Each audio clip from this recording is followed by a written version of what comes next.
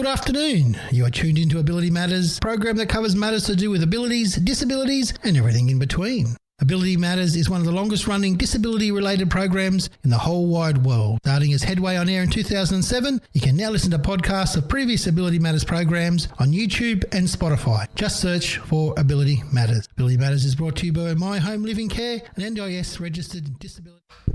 Yes, good afternoon, listeners. First of all, I want to thank Lil Wings for a lovely show, My Generation. One of the better ones I've heard this year, Lil. Beautiful stuff. Thank you very much. Okay, of course, I'm your host of Ability Matters, Tony Sconilio, and with me, as per normal, is my co-host, Beck. How are you, Beck? Good. How are you today, Tony? I'm going all right, thanks. Well, it is, of course, the holidays and everything like that, so everyone's a bit more relaxed, shall I say, but yes. I know I certainly was. I forgot my key to get in because I thought someone will be in the office. Yeah, well, I was on the same sort of lines, but yeah, well, no one's in the office, and yeah. I'm lucky enough that I had a good friend of mine come over and let me in, so thank you, Kev, for good stuff, mate. Thank you.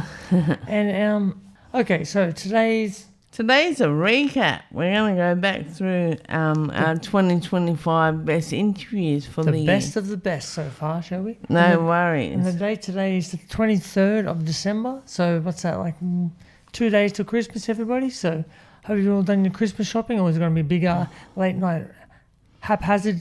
Getting the best of the... I think everyone's going to be running around at last second. They've all got paid today or tomorrow. So, last little bits and pieces. It's pretty much a given thing, isn't it? Yes, well.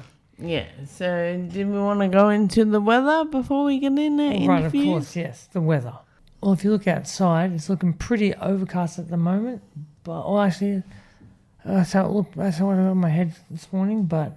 It's actually pretty warm out there, but on the plus note, I don't think the humidity's that high because there's still a bit of a breeze when you're in the shade, so I think it's...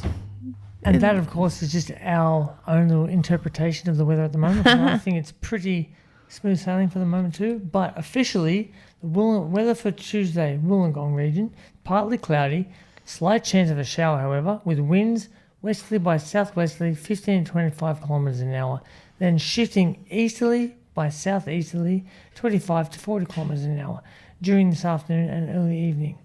We have a 20% chance of a shower. That's less than a millimetre, however. We still have a very high fire danger rating with an extreme UV index. Of course, that is Australia for everyone out there. Good old Australia, gotta love home, yes. But currently right now it's sitting at 30 degrees, although it says here it feels like 24.3. I don't know whether you get the 0.3 from. That might be because it's got a bit of a breeze behind the it. cross breeze, fair enough, that's cool. Yeah.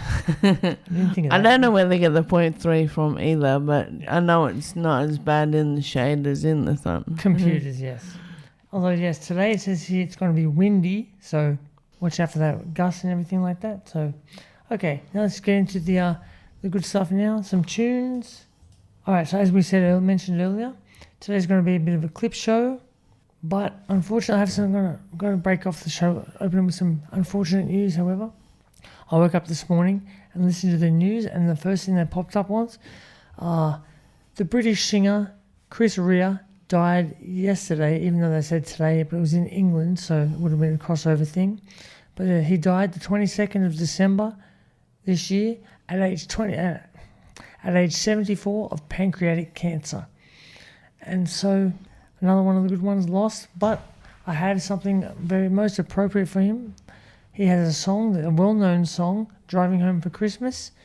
This is Chris Rea's Driving Home for Christmas, which was released in 1988 on the album New Light Through Old Windows. So here we go. I'll start off with that, and then we'll hop into the next little recap interview. Here we go. For now, Chris Rea. Yeah.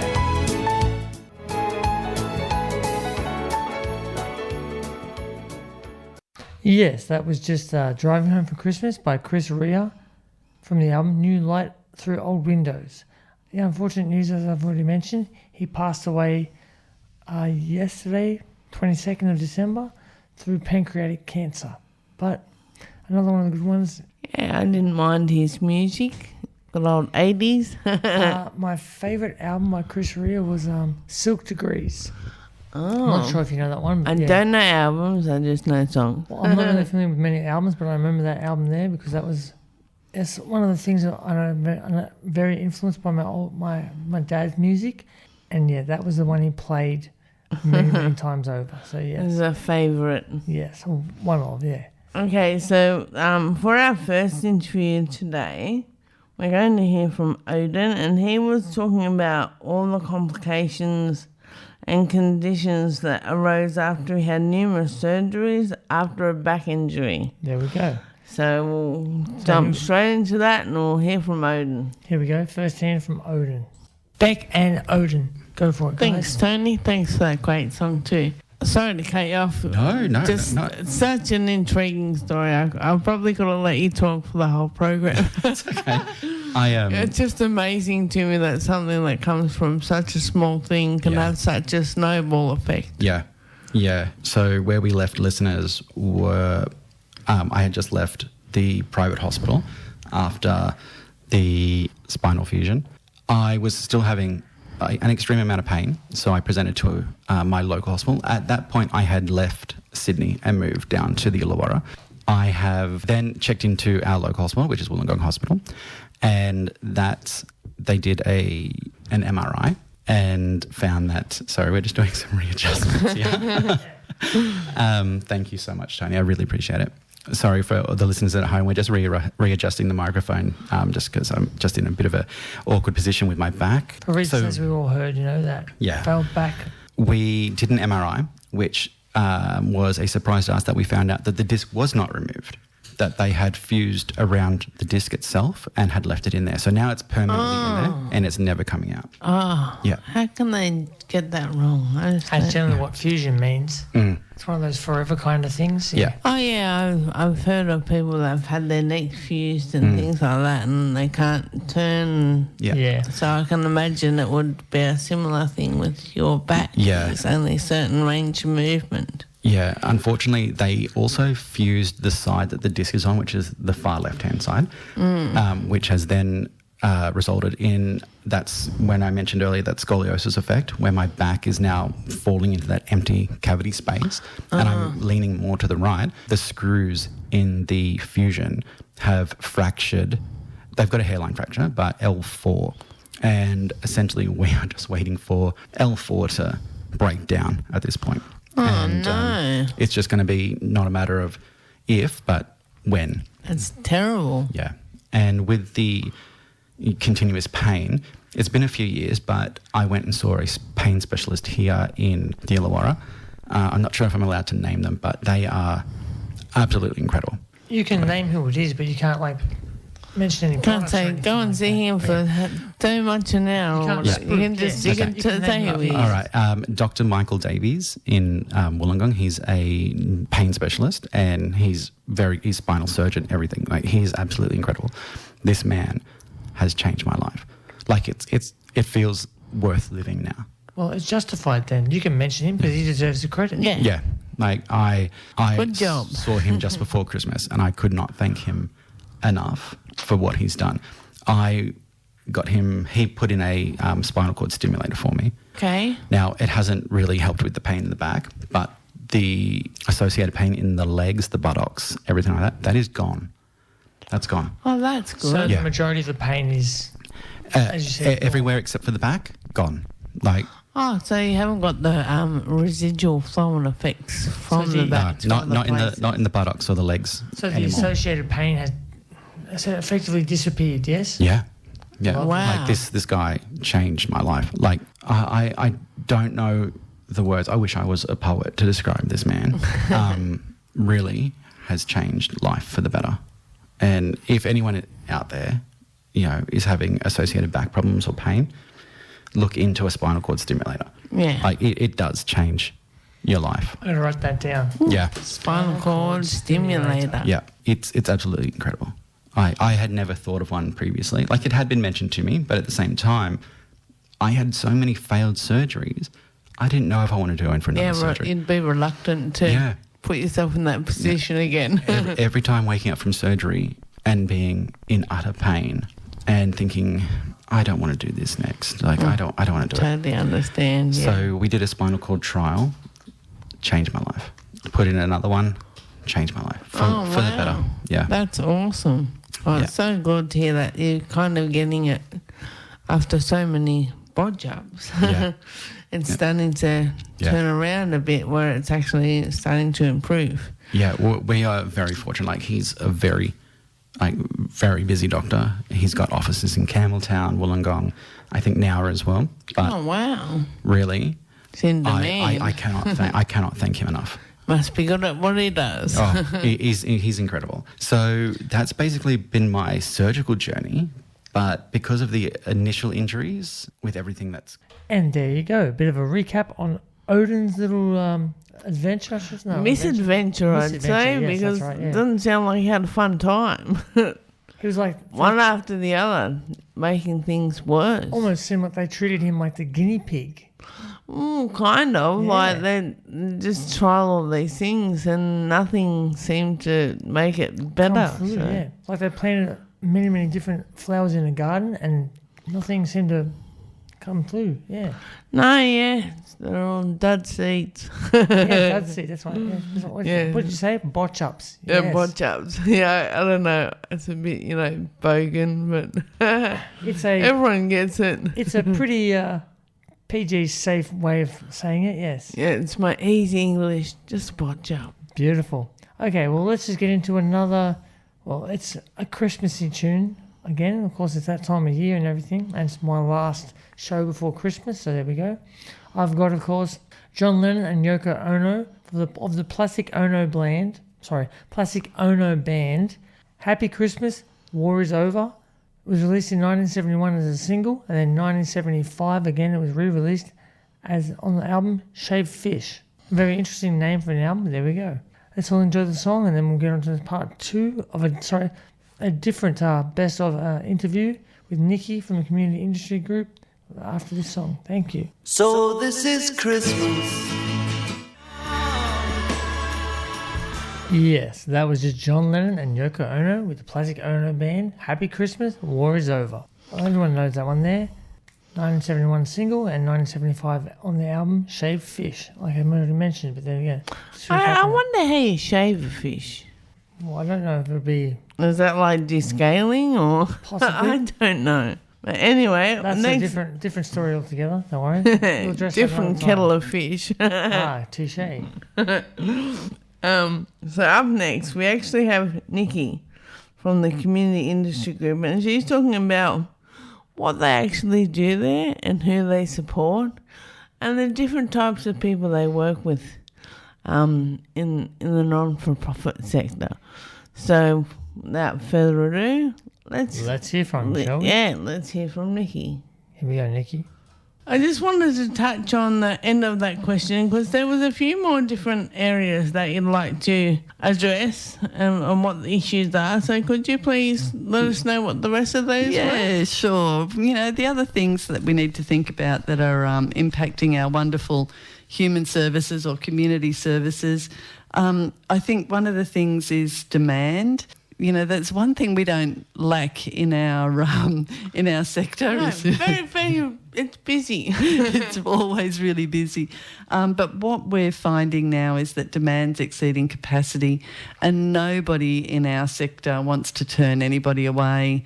I know, Beck, that you're on the board of one of our wonderful providers, and I know that you know how many people come to those services and...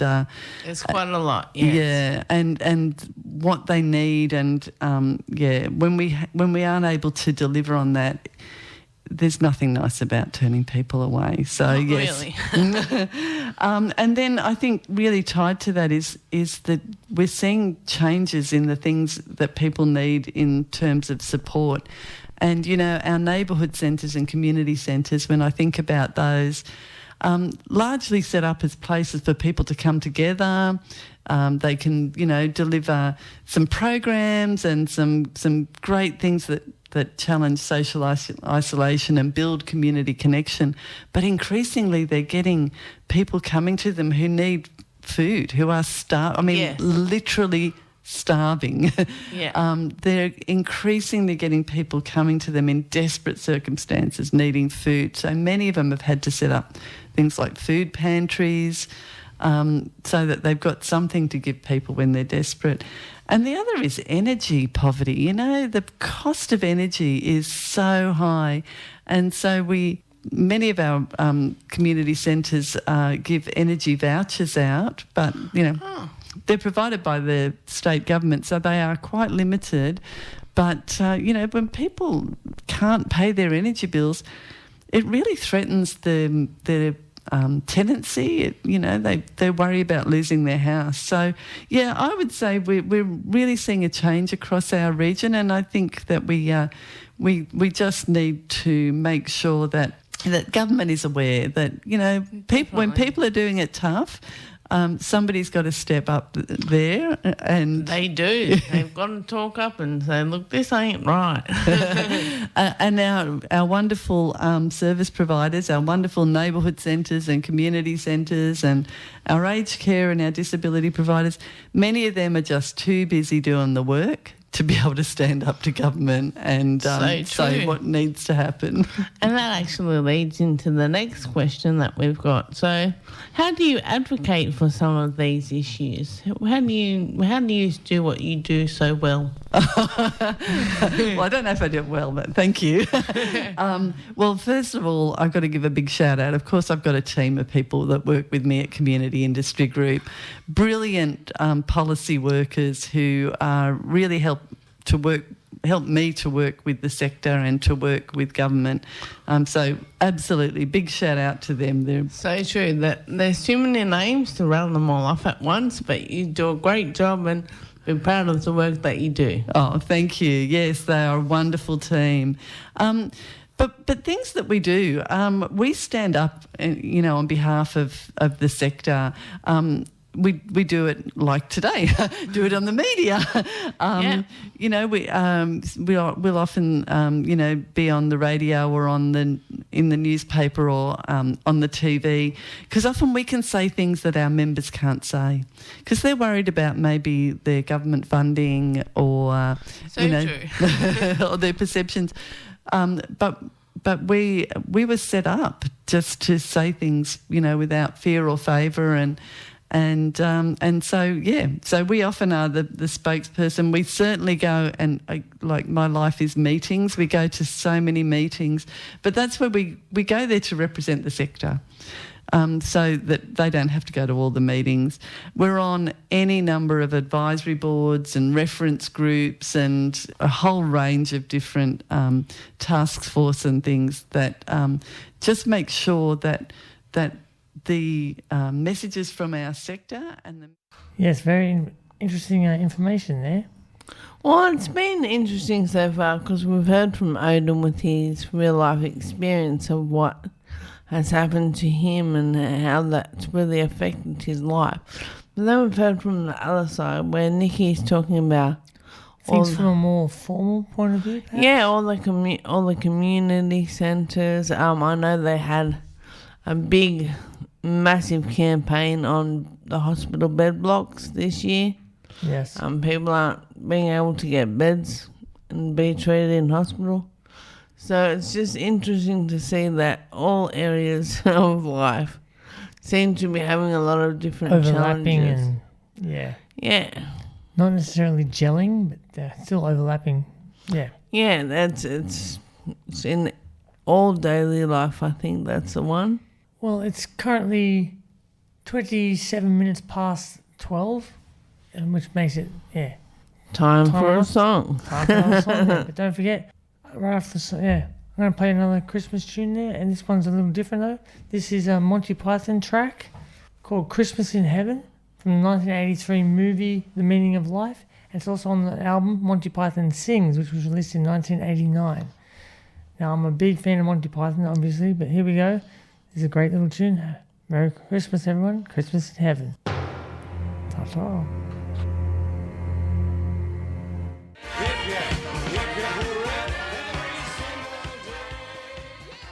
Well, yeah, as I said, that was just my little Monty Python Christmas tune there. Christmas in Heaven. Not for everyone's cup of tea, but yeah, I think it crosses a few little boundaries there. But yes, Monty Python Sings, 1989, and The Meaning of Life, 1983. And now we're just going to have Yes. So, just to recap, because I didn't actually mention it, we actually heard from Odin on the 7th of January, and then we heard from Nicky on the 28th of January. So, next up we have Stephen and Jackson from Mental Mates. Jackson is actually the manager of Mental Mates, and Steve is one of their clients, and he explains what Mental Mates actually does. So, and we heard from these guys back in February this year. Yeah, so here we go. It's our first third of the year. Beautiful. Let's go hear it now, shall we? Stephen and Dan, was it? No, Jackson. Where'd you get Dan from? I kind of look like a Dan. Ah, really? Maybe, yeah. Oh, that's just my memory for you. There we go. It's okay. That's okay. Oh, good. That one didn't check my notes. There you go. That's me being lazy. There we go. No worries. Let's back into it. Thank you. Okay, so Stephen, getting back to what you were talking about, the things you like to do with Mental Mates, does that mean that you just like to get out there and have fun out in the community? I like to get out with them and have some. I like to get out with them and have some chance or opportunity and get to have fun, with them and the community and like sort of stuff they do. Like I do enjoy that aspect of it. And another thing I just want to mention is, I know my mum is listening, and I know Tom. Oh yes, say hello. Tom say hello. and Lockie. hello. So I know those three good people are watching, and I'll say hello. And I love you, Mum. And I know Tom and Lockie Sport would be listening. They're great people as well. Awesome. Shout out to them. Just aim for the microphone when you're thanking people, okay? So it's not good and clear. Oh, did it sound a bit? It's okay. Okay. Yeah. So yeah. But I hope they heard what I said. Yeah, it should have come through, but yeah. They should. They should hear it. Isn't The Doors your mum's favourite band? Yeah, one of my mum's favourite bands. She loves The Doors. So every time The Doors plays on YouTube or it's on, she loves to hear The Doors. She likes to sing it from Doors. She's sad. She finds it sad that the singer Doors, he's not alive anymore. But she liked Jim Morrison. Doors. Yeah, I think all the girlies liked him. He had that flair, didn't he? Oh, Jim. I loved his hair. His go. hair was really cool. Speaking from the girlie, as you said, obviously, speaking of the only girlie in the room, though, for a